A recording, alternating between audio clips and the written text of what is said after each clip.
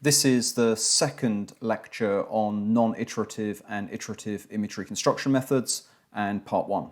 So here we'll be covering various iterative least squares methods such as Landweber, SART, ART, ISRA, and analogies with batch gradient descent and stochastic gradient descent will be mentioned as we go along. So our motivation then for iterative methods can be thought of as follows.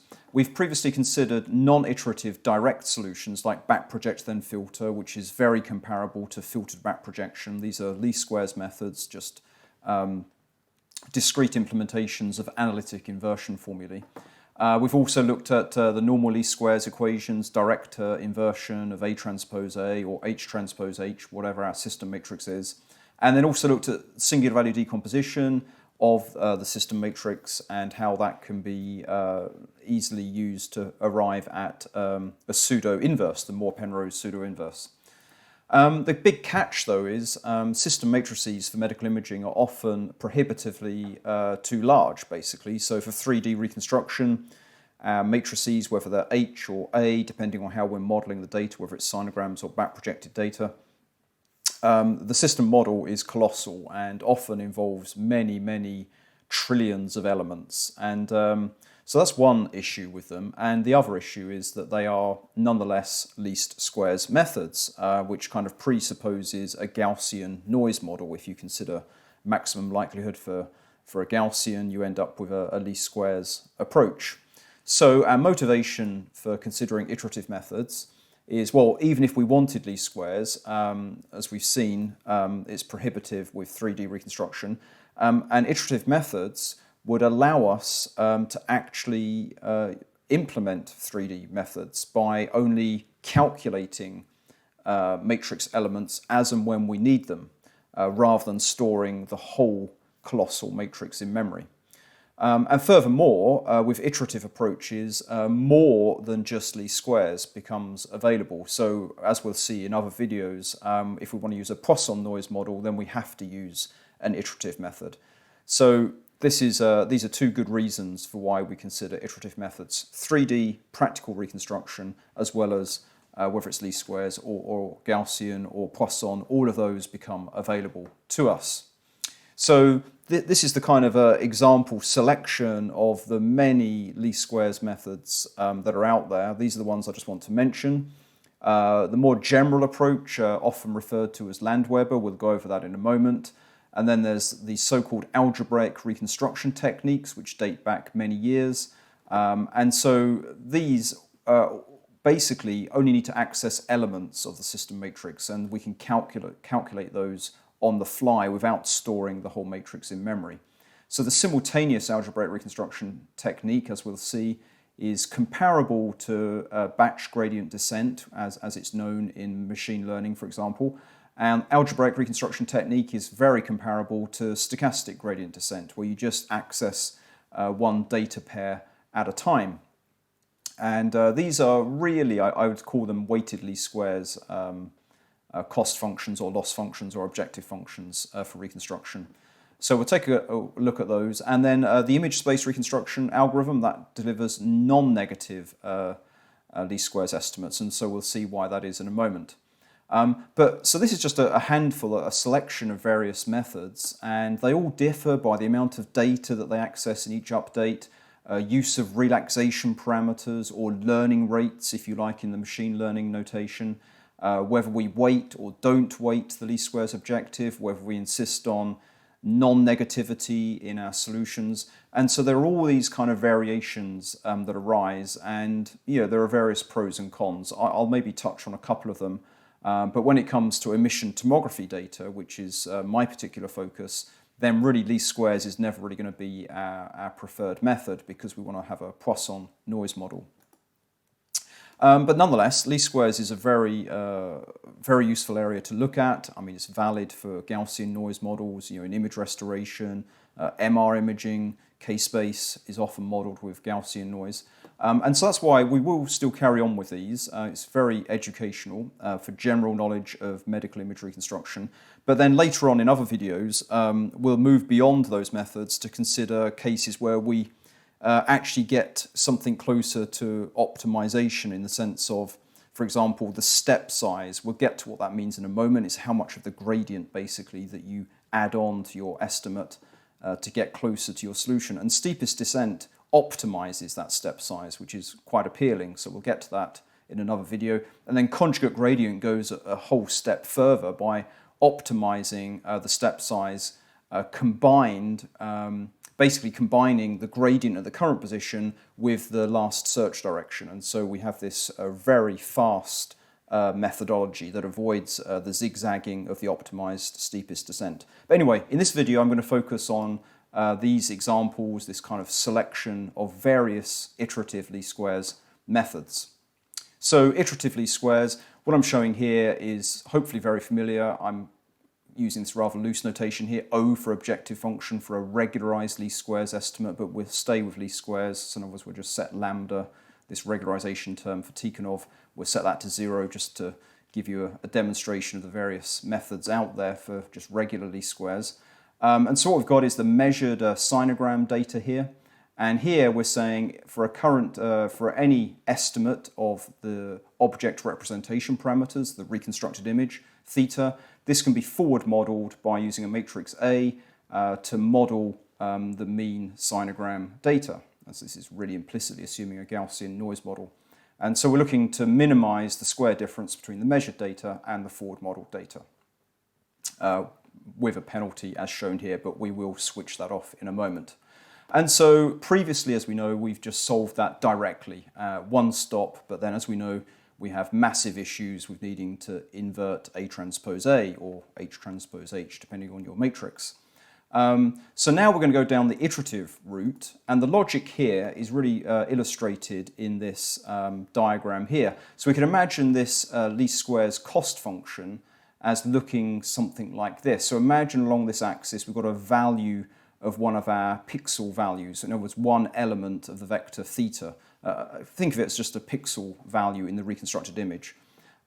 If we're over here, for example, if there's a large value of that theta in a particular voxel or pixel, we look at the cost function or the loss function, that's quite high. Okay. Now, if we look at the gradient of this objective function or this loss function or this cost function, if we're here and our value is too large compared to where we want to be, which is the minimum of that objective function, the minimum of the cost, the minimum of the loss function. So if our value, reconstructed value, is too large, and we're up here, then look at the gradient shown just as an illustration here, just shown by this green line. That's the gradient of this objective or loss function. So over here, we see that this cost function is increasing in value as we increase the value of the reconstructed pixel. And we also see the gradient is positive there, of course, because the cost function is increasing. So all that to say that if our value is here on this axis, we need to get closer to this dashed line, the least squares estimate, then we can see that a positive gradient means we need to go downwards. We need to subtract the gradient. We need to reduce the pixel value. So that's what I'm showing here. The update of the pixel value is given by the current pixel value minus this gradient of that least squares cost function. So again, don't worry about the lambda for the moment.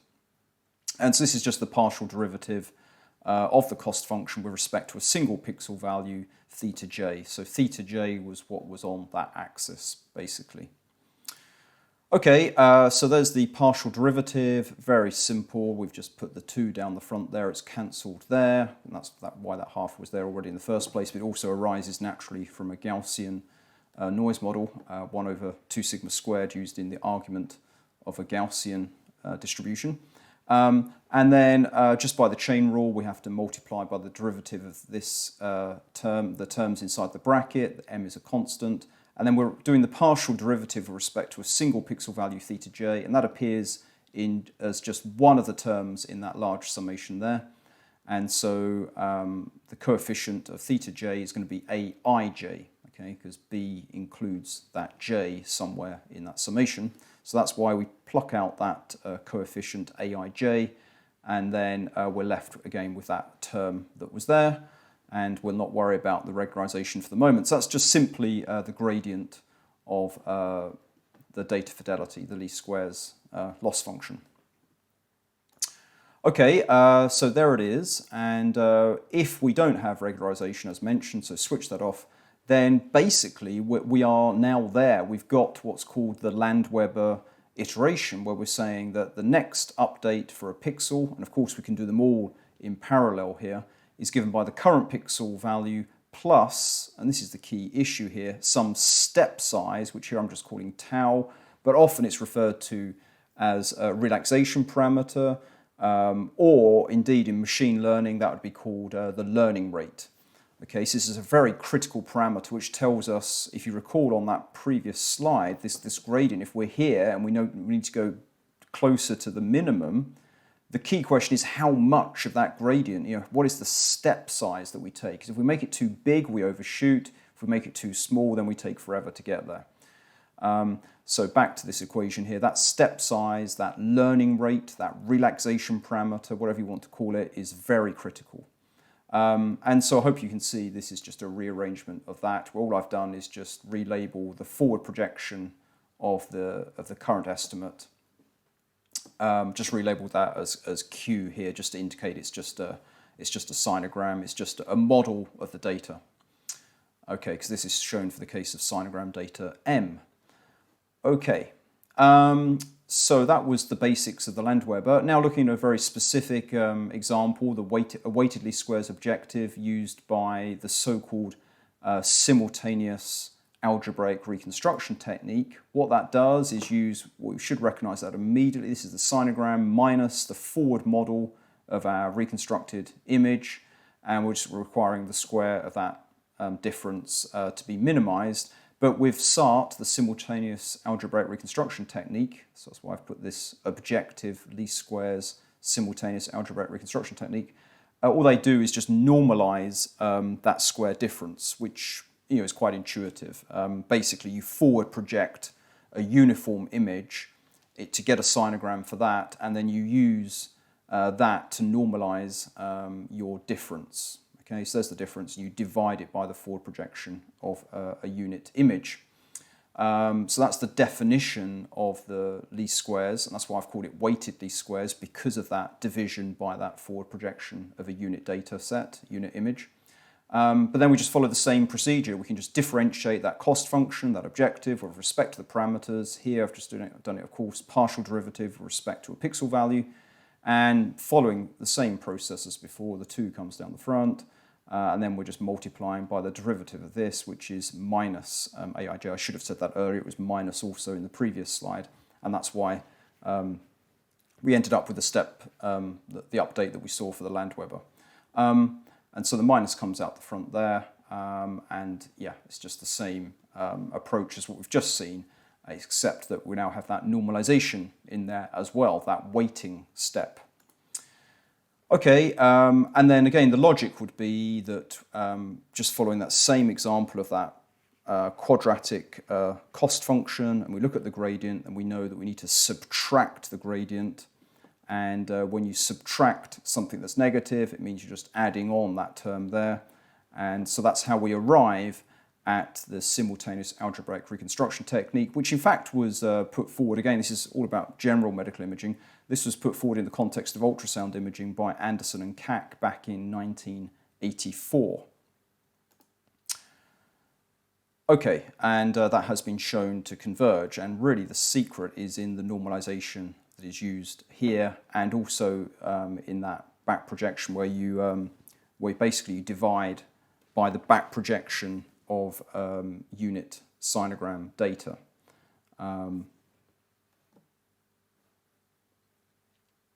Okay, so that's with the choice of step size. Okay, and here it is in matrix vector terminology. You can see it's a very straightforward algorithm to implement. There's the normalization step where you just forward project an image of ones, and you just keep that fixed. And then for a current reconstructed image estimate theta k, forward project it, and then you look at the measured data, subtract off that forward projection, back project, okay, that difference, and then normalize for the back projection. So this A transpose 1, which was that component there, is just take unit sinogram data, back project it, and that counts how many contributions there are in the image from the sinogram domain. And so this is basically a normalized difference, a kind of correction, which we then add on to our current image estimate to get the next one. Okay, the algebraic reconstruction technique is, if you like, the non-simultaneous version of what we've just looked at, and it's very similar, except we just do it line of response, or sinogram bin by sinogram bin. We just consider individual lines of data. So that's why it's very comparable to stochastic gradient descent in the machine learning world, where you just visit each training set kind of data pair at a time and do a tiny update of your parameters. So here, of course, our parameters are the object representation parameters, the reconstructed image, and all we're doing is just adjusting those one line of response at a time. So basically, you forward project along a line of response into a sinogram bin, compare it to the measured value for that sinogram bin, and then you back project along that line. You do a normalization that's required by the algebraic reconstruction technique. And then again, you use this learning rate, or this relaxation parameter, I should call it for art. It was really called a relaxation parameter. And that has to be very, very small, because if you update your parameters based on just one line of response at a time, and that could be noisy, then the results could be quite catastrophic if you have too large a value there. It'll become very unstable very quickly. Yeah, we just add on and get the next update. And so a potentially very fast method if you've got a fast forward-back projector on a line-by-line basis. That's like row access of the matrix A, where we're just forward and back projecting along lines through the image. Okay, one more method before I get on to showing you a couple of examples in Matlab is the image space reconstruction algorithm. A very simple approach. This turns out to be a non-negative least squares algorithm. The recipe for this is that you take your current image, normally uniform values to start with, forward project it using your matrix A, that takes you to the sinogram domain, then you back project it. And so if you like, this is the predicted back projected image given a current image reconstruction theta k. And what you do is you compare that to the back projection of your measured sinogram data. So measured sinogram data back projected divided by your predicted back projected image. That gives you a corrective ratio to multiply by your current image to get an update. So dead simple to implement. And honestly, this was the very first iterative method I ever implemented before I even got into any maximum likelihood methods. This method was just so simple to code up and use. So it's derivable from a least squares objective, and in fact it was De Piero back in 1987 that has shown this is a non-negative least squares estimator. And if you want to do it a very kind of back of the envelope way, then what you can do is start out with a least squares objective, and then you know the additive process that we've done before with the Landweber. What you can do is manipulate that step size such that you end up with a purely multiplicative step. And that multiplicative step is what ensures non-negative solutions. Because obviously, if you start off with positive values in theta, M is positive, A, these will have positive values in the matrix A, and so you only stay with positive values in all of your updates. But as I say, it's not quite the same, of course, as the iterative Landweber that we saw before, but it is, I refer you to the reference at the bottom there, it is derivable from a least squares objective. Right, let's take a look at the ISRA algorithm demonstrated in Matlab.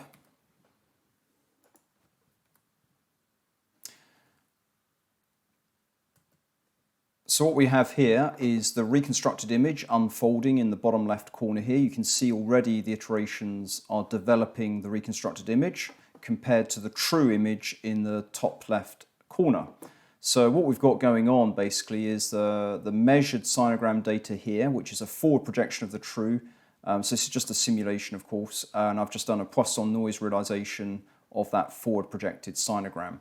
This has then been back projected to give a measured back projected image here in this third box. And what we're doing in the reconstruction is we're taking a current reconstructed image estimate in the bottom left corner here, forward projecting it, and then back projecting it to get a predicted back projected image. We then take the ratio of we basically take the back projected measured data and divide it by the predicted back projected image. And so that ratio is shown here in the top right corner, and then that is used multiplicatively to update the image here. And so already, while I've been talking, 50 iterations have unfolded, and we can see here that with regard to the error in the image compared to the true, that has been going down initially with early iterations, but then it climbs up as we begin to fit the noise in the data. Nonetheless, this is still a least squares, a non-negative least squares estimator, and that's shown by the data fidelity getting better and better monotonically. This is looking at the square error, the mean square error of the difference, basically looking at the difference between the forward projection of the reconstructed image and the measured sinogram data. So that difference is monotonically decreasing, but as we fit the noise there, so the image degrades and we get that increasing error in the image. Okay, let's take a look at SART next. So this is SART. Here's the reconstruction unfolding in the bottom left corner here. This is getting forward projected as shown in that sinogram there. And now here again we've got a noisy measured sinogram here. And all we're doing now is taking this noisy measured sinogram minus the forward projected sinogram from our current estimate there. That's the difference there in the sinogram space. This then gets back projected over here. And in essence, that's related to the gradient of the least squares objective function, as we've already seen. We use a particular step size, as we've seen in the earlier slides, to then add that on to this to get an improved estimate each time. And so again, we've got the error curves here, and we're seeing that this SART method is also causing this increase in image error after a certain number of iterations. It's not as severe as the ISRA method. I think the ISRA method has a larger error here, and that may be explained by, for example, the non-negativity constraint. We can see here that the SART method has all this noise in the background, but that probably means the average value in those background regions probably compares quite well with the true, where it should be 0. Whereas with the ISRA method, where the noise can only go upwards, it can't go negative due to the non-negativity constraint, there could be some net large bias in the background. That might be the reason. Let's take a look again just to show you that. With the ISRA method here, you see that background has nicely suppressed. It's not as noisy, but it's probably gently biased upwards due to the non-negativity. So that's all I wanted to say in the demos of ISRA and SART. And then just to say that after presenting to you this range of iterative least squares methods, where we'll be going next is looking at the example of the steepest descent algorithm, where we now optimize the step size rather than use these various relaxation parameters and learning rates. Here in steepest descent, it will be directly optimized using an objective function. So thanks for listening to this video. Meanwhile, thank you.